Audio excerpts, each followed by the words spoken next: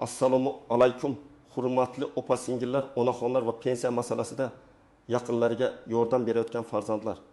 Bugun men ayol pensionerlar uchun juda muhim bo'lgan yangi tartib haqida gapiraman. Bu ma'lumotni e'tiborsiz qoldirmang. Chunki u nafaqat hozir pensiya olayotgan ayollarga, balki yaqin yillarda pensiyaga chiqadigan barcha ayollarga ham tegishli bo'lishi mumkin. Ko'pchilik hujjatdagi bitta xato.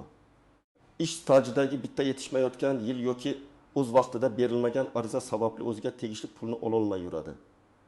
Shuning uchun hoziroq kanalga obuna bo'ling, videoga like bosing va bu ma'lumotni onangizga, opangizga, turmush o'rtog'ingizga, qo'shningizga yuboring. Chunki bunday yangilikni ayollarning hammasi bilishi kerak. Men ko'p yillardan beri pensiya, ijtimoiy to'lovlar va fuqarolarning huquqlari bo'yicha murojaatlarni ko'rib kelaman.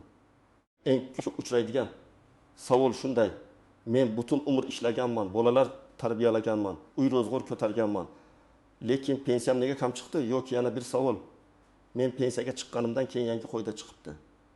Menga ham tegishlimi? Aynan shunday savollarga bugun oddiy tilda javob beraman. Avvallari ko'p ayollar pensiya tayinlashda faqat rasmiy ish joyidagi staj hisobga olinadi deb o'ylardi. Ayrim hollarda farzand parvarishi davri, mehnat daftarchasidagi yozuvlar, arxiv ma'lumotlari, ish haqi haqidagi ma'lumotnomalar to'liq tekshirilmagani uchun pensiya kamroq hisoblangan. Ba'zi ayollar esa endi pensiyaga chiqib bo'ldim, hech narsani o'zgartirib bo'lmaydi deb yuraverardi. Aslida esa ayrim holatlarda pensiyani qayta hisoblatish, yetishmayotgan hujjatlarni topshirish, qo'shimcha stajni tasdiqlash va natijada oylik pensiya miqdorini oshirish imkoniyati mavjud. Yangi tartibning mazmuni shundaki, ayol pensionerlar o'z pensiya hujjatlarini yana bir bor tekshirtirishga, ish staji va daromadlari to'g'ri kiritilmaganini aniqlashga, ayrim imtiyozli davrlar hisobga olinganini ko'rishga yanada jiddiy e'tibor qaratish kerak. Men buni hammani xursand qiladigan qoida deb aytaman. Chunki bu tartib ko'pchilik ayollarga o'z huquqini tiklash imkonini beradi. Lekin bu yerda bitta muhim jihat bor. Hech kim uyma-uy yurib sizga opa pensiyangizni oshirib beramiz deb kelmasligi mumkin.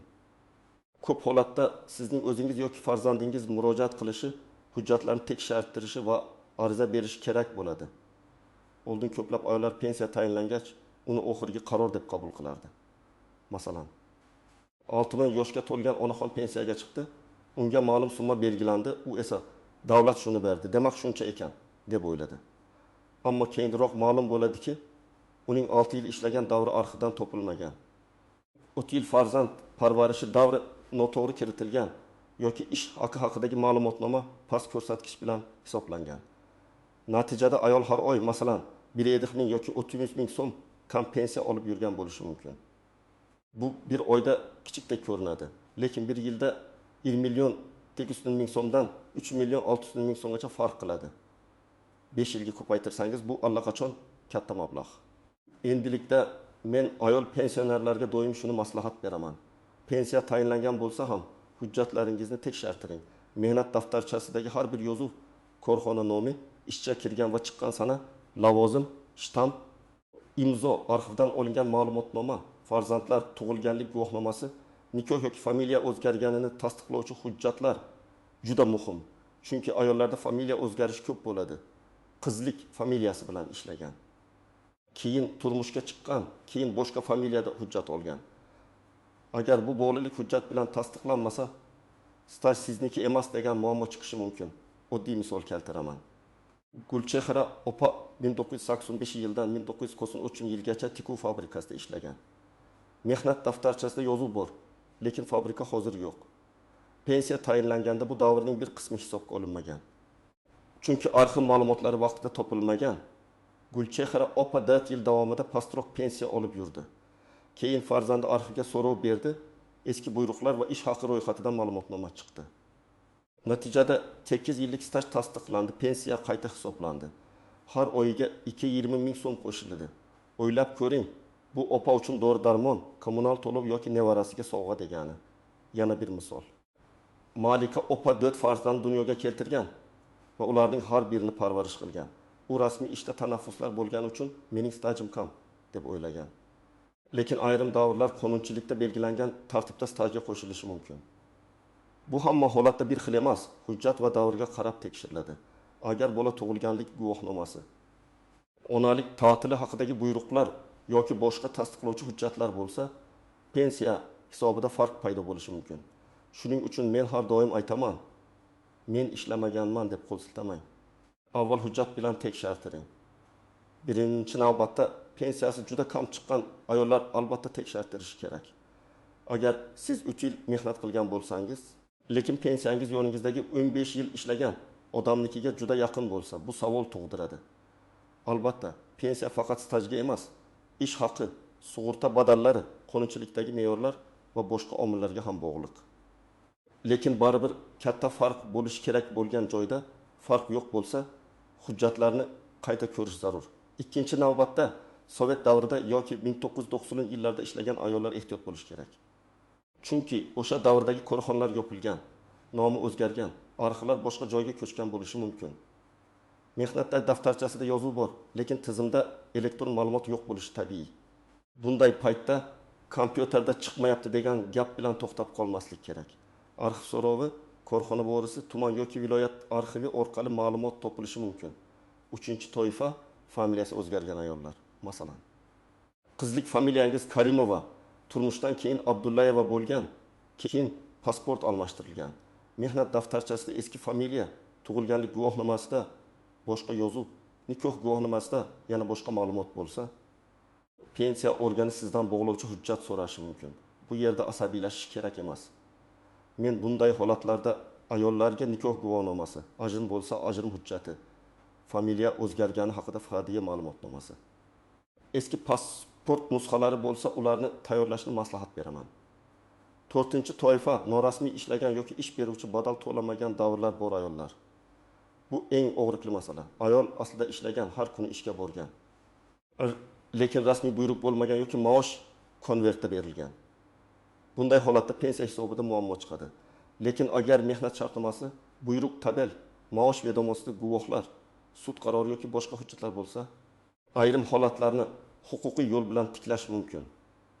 Buning uchun shunchaki og'zaki aytish yetmaydi, dalil kerak bo'ladi.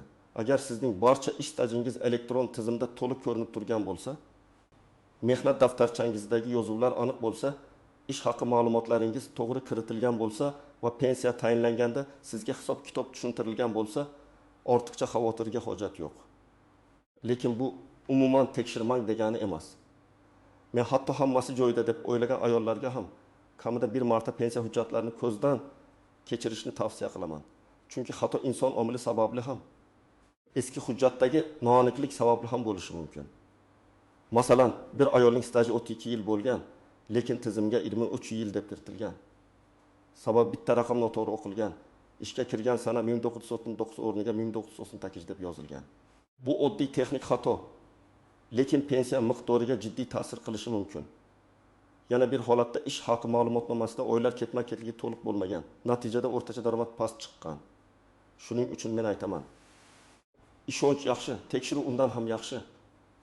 Eng katta tuzoq shuki, ayrimlar pensiya oshirib beramiz deb pul so'raydi. Men bunday odamlardan ehtiyot bo'lishni qat'iy maslahat beraman. Pensiya masalasi rasmiy ariza, hujjat va qonuniy tartib bilan hal qilinadi. Agar kimdir sizdan falon summa bersangiz, ishkardan hal qilib beraman desa, bu juda xavfli. Siz pulingizdan ayrilishingiz, hujjatingiz yo'qolishi yoki noqonuniy ishga aralashib qolishingiz mumkin. Har doim rasmiy pensiya bo'limi, davlat xizmatlari markazi, yagona interaktiv xizmatlar portali yoki vakolatli tashkilotlar orqali murojaat qiling. Ikkinchi nozik masala. Har qanday hujjat pensiyani avtomatik oshirmaydi. Masalan, siz arxivdan ma'lumotnoma topdingiz. Bu juda yaxshi. Lekin u hujjatda lavozim, ish davri buyruq raqami, sana, ish haqi yoki kerakli ma'lumotlar aniq ko'rsatilgan bo'lishi zarur. Faqat falonchi bizda ishlagan degan umumiy xat ba'zan yetarli bo'lmasligi mumkin. Shuning uchun arxivdan hujjat so'raganda aniq yozing. Ishga qabul qilingan sana, ishdan bo'shagan sana, lavozim, ish haqi, buyruqlar, tabel yoki shaxsiy varaqa bo'yicha ma'lumot berilsin. Uchinchi nozik jihat. Qayta hisoblash hamma vaqt o'tgan yillarning hammasi uchun to'liq kompensatsiya beradi deb o'ylamang. Qonunchilikda ariza berilgan sana, hujjat topshirilgan vaqt va qayta hisoblash tartibi bo'yicha alohida qoidalar bo'ladi. Ya'ni siz 10 yil oldin xato bo'lganini bugun aniqlasangiz, hamma yil uchun pul qaytadi deb oldindan va'da berib bo'lmaydi. Buni faqat vakolatli organ hujjatlar asosida hisoblaydi. Shuning uchun eng to'g'ri yo'l kechiktirmadan murojaat qilish. 4-nozik masala. Farzand parvarishi davri, nogiron farzandni parvarish qilish, ayrim imtiyozli ish sharoitlari, qishloq xo'jaligi, tibbiyot, ta'lim, zararli ishlab chiqarish kabi yo'nalishlarda alohida tartiblar bo'lishi mumkin. Masalan, maktabda ishlagan ayolning staji bilan zavodda zararli sharoitda ishlagan ayolning hujjat talabi bir xil emas. Tibbiyot xodimi, o'qituvchi, tikuvchi, oshpaz, farrosh, laboratoriya xodimi, paxta terimida mavsumiy ishlagan ayolning har birida dalil turi boshqacha bo'lishi mumkin. Shu sababli qo'shnimga qo'shildi, menga ham qo'shilish kerak deb xulosa qilmang. Har bir ish alohida ko'riladi. Endi eng muhim qismga o'tamiz. Siz hozir nima qilishingiz kerak? Birinchi qadam, uyda barcha hujjatlarni bir joyga yig'ing. Mehnat daftarchasi, pasport yoki ID karta, pensiya guvohnomasi, farzandlarning tug'ilganlik guvohnomalari, nikoh guvohnomasi, familiya o'zgargani tasdiqlovchi hujjatlar, diplom, harbiy xizmatga oid hujjatlar agar tegishli bo'lsa, eski ish joylaridan olingan ma'lumotnomalar, arxiv javoblari, ish haqi haqidagi ma'lumotnomalar, sud qarorlari bo'lsa, hammasini alohida papkaga soling. Ikkinchi qadam, mehnat daftarchangizni sanama-sana tekshiring. Ishga kirgan sana bormi? Ishdan chiqqan sana bormi? Buyruq raqami yozilganmi? Korxona muhri bormi? Lavozim ko'rsatilganmi? Yozuv o'qiladimi? Agar biror joyda sana yo'q, muhr xira, korxona nomi tushunarsiz yoki bo'shliq bo'lsa, shu joyni alohida belgilab qo'ying. Chunki pensiya hisobida aynan shunday joylar muammo tug'diradi. Uchinchi qadam, pensiya bo'limiga yoki davlat xizmatlari markaziga murojaat qilib, pensiya ishingiz bo'yicha ma'lumot so'rang. Men ayollarga shunday mazmunda ariza yozishni tavsiya qilaman. Menga tayinlangan pensiya miqdorini hisoblashda qaysi ish staji davrlari va qaysi ish haqi ma'lumotlari hisobga olinganini ko'rsatib berishingizni. Mavjud hujjatlarim asosida pensiyani qayta hisoblash imkoniyatini ko'rib chiqishingizni so'rayman. Arizani 2 nusxada tayyorlasangiz yaxshi, bittasi topshiriladi. Ikkinchisiga qabul qilingan sana va raqam qo'ydirib olasiz. 4-qadam, arxivga so'rov yuboring. Agar eski korxona yopilgan bo'lsa, uning hujjatlari ko'pincha tuman, shahar yoki viloyat arxivida bo'ladi. So'rovda faqat men ishlaganman deb yozmang, to'liq ma'lumot bering. Ismingiz, familiyangiz, otangizning ismi, tug'ilgan yilingiz, o'sha paytdagi familiyangiz, korxona nomi, taxminiy ish yillari, lavozimingiz, bo'limingiz, agar eslasangiz sex yoki brigada nomi, qancha aniq yozsangiz, ma'lumot topilish ehtimoli shuncha yuqori bo'ladi. 5-qadam, javoblarni saqlang. Arxa ma'lumot topilmadi deb javob bersa ham, uni tashlab yubormang. Chunki keyingi murojaatda bu javob kerak bo'lishi mumkin. Ba'zan bir arxivda topilmagan hujjat boshqa arxivda chiqadi. Masalan, korxona tuman arxivida emas, viloyat davlat arxivida bo'lishi mumkin yoki korxona nomi o'zgargan bo'ladi. Shuning uchun har bir javobni papkada saqlash kerak. 6-qadam. Agar pensiya bo'limi sizning hujjatingizni qabul qilmasa yoki og'zaki bo'lmaydi desa, yozma javob so'rang. Og'zaki rad javobi bilan ish yuritish qiyin. Yozma javobda sabab ko'rsatiladi. Qaysi hujjat yetishmayapti, qaysi norma bo'yicha rad etildi, nima olib kelish kerak? Ana shundan keyin siz aniq harakat qilasiz. Kerak bo'lsa, yuqori tashkilotga shikoyat qilasiz yoki huquqshunosdan maslahat olasiz. Tasavvur qiling, Zaynab opa 25 yil maktab oshxonasida ishlagan. Pensiyaga chiqqanda faqat 17 yil staj hisoblangan.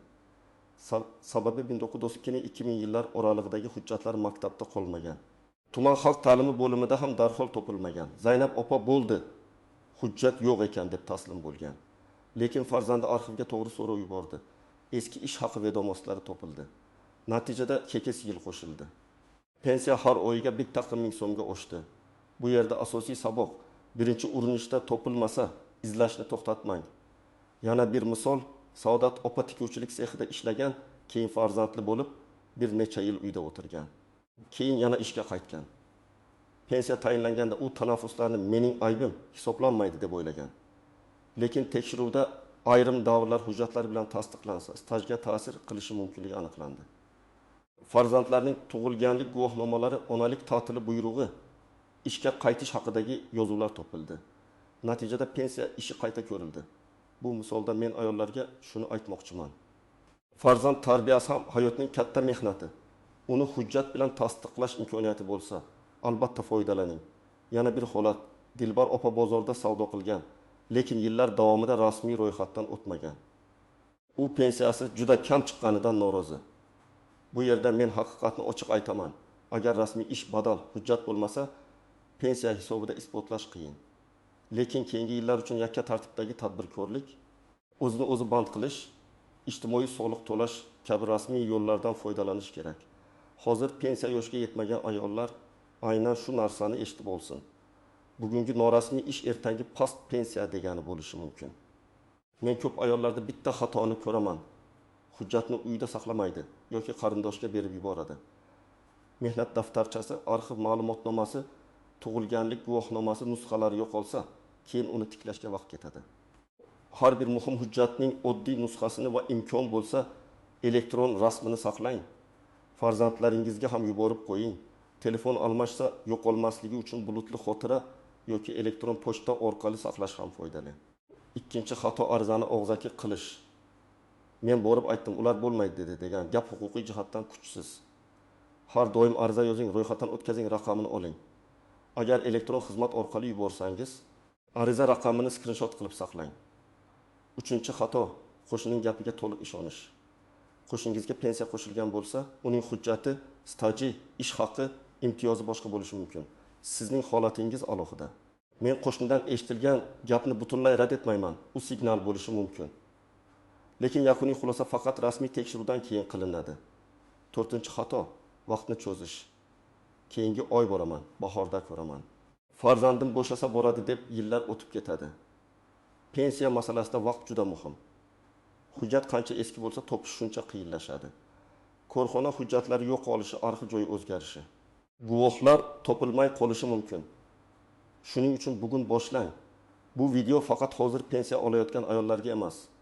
Agar siz 45-70 yoshda bo'lsangiz, aynan hozir tayyorgarlik ko'rishingiz kerak. Men bunday ayollarga 3 ta narsani tavsiya qilaman. Birinchisi, ish joyingiz rasmiy ekanini tekshiring. Siz uchun ijtimoiy to'lovlar qilinyaptimi, mehnat shartnomangiz bormi, ish stajingiz elektron tizimda ko'rinyaptimi? Ikkinchisi, eski ish joylaringizdan hujjatlarni hozirdan yig'ing. Korxona yopilmasdan, rahbarlar almashmasdan ma'lumotnoma oling. Uchinchisi, familiya, tug'ilgan sana, pasport ma'lumotlari barcha hujjatlarda bir xil yozilganini tekshiring. Masalan, bir hujjatda muhabbat, boshqasida muhabbat deb yozilgan bo'lsa, kelajakda muammo tug'ilishi mumkin. Yoki tug'ilgan sana bir joyda 12 may, boshqa joyda 20 may deb ketgan bo'lsa, pensiya tayinlashda hujjatlarni bog'lash qiyinlashadi. Bunday xatolarni pensiyaga chiqishdan oldin tuzatish ancha oson. Hurmatli opa-singillar, bugungi gapimning eng asosiy mazmuni shuki, ayol pensionerlar o'z pensiya huquqlarini tekshirtirishdan uyalmang, qo'rqmang va kechiktirmang. Yangi tartib va amaliy imkoniyatlar sizga hujjatlaringizni qayta ko'rib chiqish, yetishmayotgan stajni tasdiqlash, noto'g'ri hisoblangan joylarni aniqlash va ayrim holatlarda pensiyani oshirish imkonini berishi mumkin. Lekin buning uchun hujjat kerak, ariza kerak, rasmiy murojaat kerak. Men sizga oddiy yo'lni aytdim. Hujjatlarni yig'ing. Mehnat daftarchasini tekshiring. Pensiya bo'limiga ariza bering. Arxivga so'rov yuboring. Yozma javob oling. Har bir qadamni saqlab boring. Agar o'zingizga qiyin bo'lsa, siz farzandingizdan, ishonchli huquqshunosdan yoki davlat xizmatlari markazidan yordam so'rang. Eng muhimi, men baribir hech narsa ola olmayman deb oldindan taslim bo'lmang. Agar sizning pensiyangiz qayta hisoblangan bo'lsa, izohlarda albatta yozing. Qaysi hujjat yordam berdi? Qancha vaqt ketdi? Natija qanday bo'ldi? Bu boshqa ayollarga ham katta yordam bo'ladi. Videoni like bosib qo'ying, kanalga obuna bo'ling va bu ma'lumotni barcha ayollarga yuboring. Chunki bitta yuborilgan video kimningdir pensiyasiga, oilasiga va kundalik hayotiga haqiqiy foyda keltirishi mumkin.